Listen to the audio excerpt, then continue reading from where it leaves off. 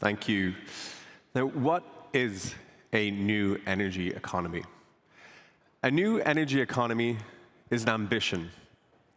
In 2020, just 3% of the world's emissions fell under a net zero target.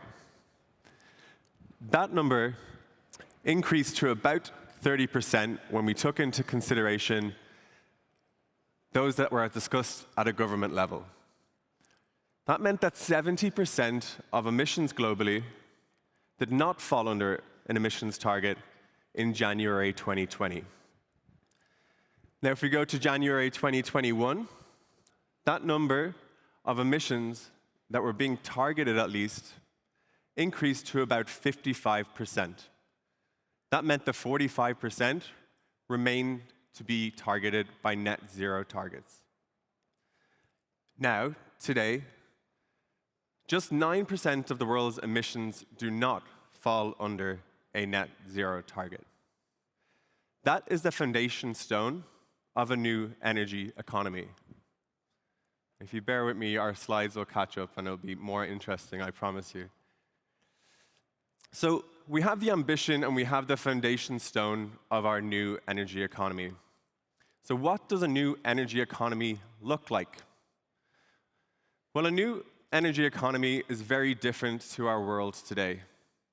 In 2021, thank you.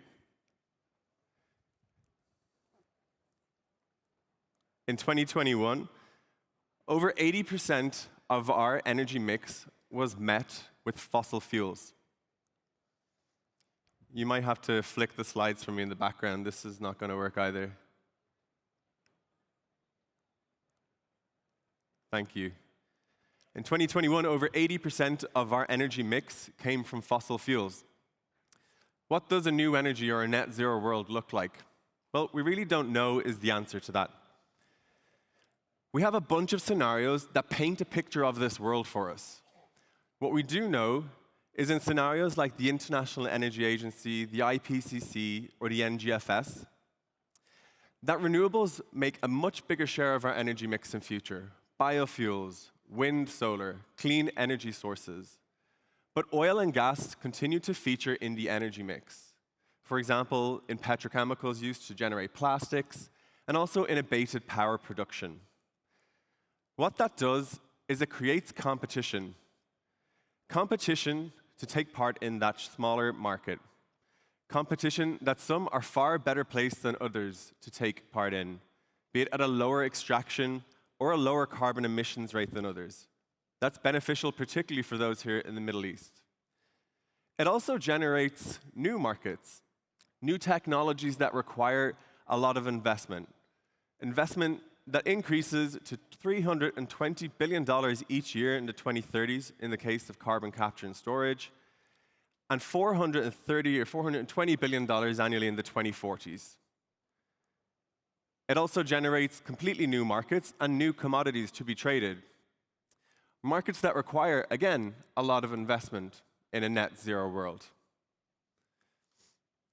So the next question is, what might a new energy economy require? There's one world and one word here that reigns supreme: capital. Supplying energy, that means bringing joules of energy out of the ground or out of the sun and sending them to the end user via pipelines or via pipelines, requires about $3.3 trillion every year. That compares to some $2.2 trillion in its previous peak. Over time, this declines.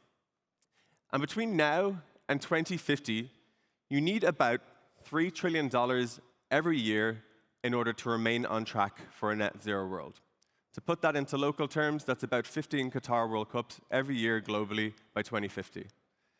It's a very diverse opportunity, not one that is limited to solar, wind, and electricity lines. So, we know what it might look like. Can we afford a new energy economy? Yes is the answer. GDP spend, investment in energy supply as a share of GDP spend hovered at around 2% since 2005.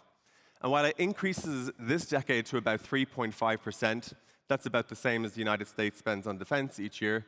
It still remains far lower than what is spent in most economies on healthcare, and it declines to about 1.5% by 2050. So, as you leave the Qatar Economic Forum, the question should no longer be in future can or what is a new energy economy. It should be how can we invest to take advantage of this new energy economy, and how can we do it in an equitable way. Thank you very much.